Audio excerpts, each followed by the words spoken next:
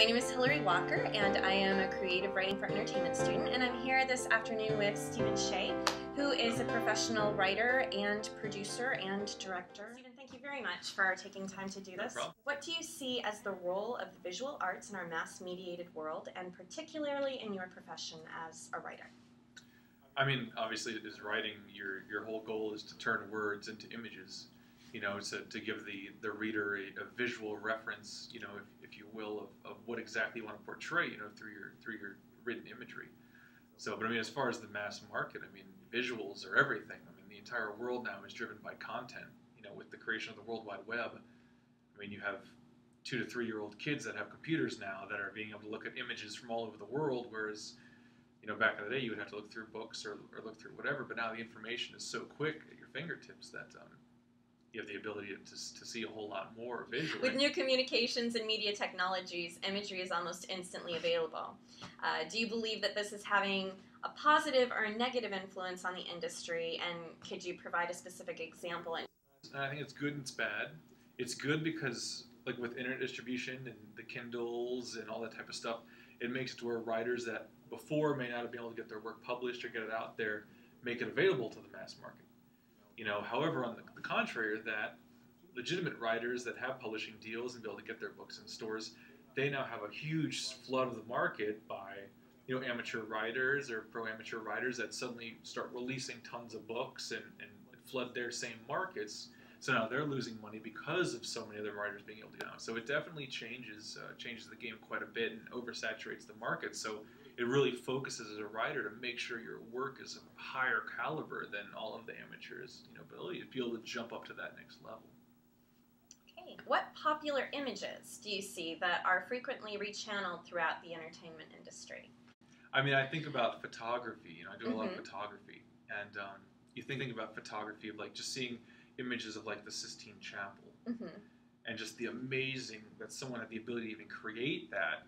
You see some of like the National Geographic stuff where they go to the smallest tribe in Africa and you see the starving children, and it just resonates so much with you where it hits you hard.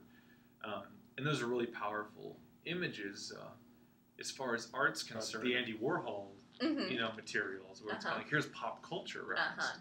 And even back then, you know, in the 50s and 60s, it's like here's your pop culture references that are all over the place. Coca-Cola.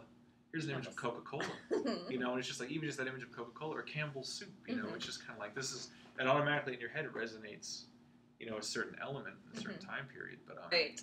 Are there particular images that this industry has popularized or created? Like Stephen King is a great example. You know, Stephen King writes incredibly visually, so much to the fact that they make constant films and television series off of his work, you know, because they know that it's very easy to transfer that into visuals because it's written so visibly. So it's kind of like you definitely have elements of literature all throughout time because essentially everything is based on literature. Who is one of your favorite visual artists, or what is your favorite style of visual art? I mean, I'm a big photography fan. I mean, I do a lot of photography myself. I've been doing professional photography about 5 years now. And my favorite photographer right now is David LaChapelle. And I don't know if you've seen his work, but David LaChapelle shoots a lot of really high concept, a lot of celebrities. I mean, he shot like Michael Jackson and Lady Gaga, and he's done just some insane artwork. He'll have huge set pieces built and props and all these. He'll build full rooms in his studio dedicated to one shot, you know, for a magazine. And every picture tells a complete story, and it's like watching an entire movie in one image. How has your knowledge of famous artworks influenced your creative process? I'm a big fan of geometry, you know, in art. You know, M.C. Escher, you know, which is kind of, you know, almost the opposite of geometry, you know, transdimensional geometry. Yeah. But I've always been a big fan of geometry, and that kind of transfers into my filmmaking and my photography. I like things very symmetrical and essences like that.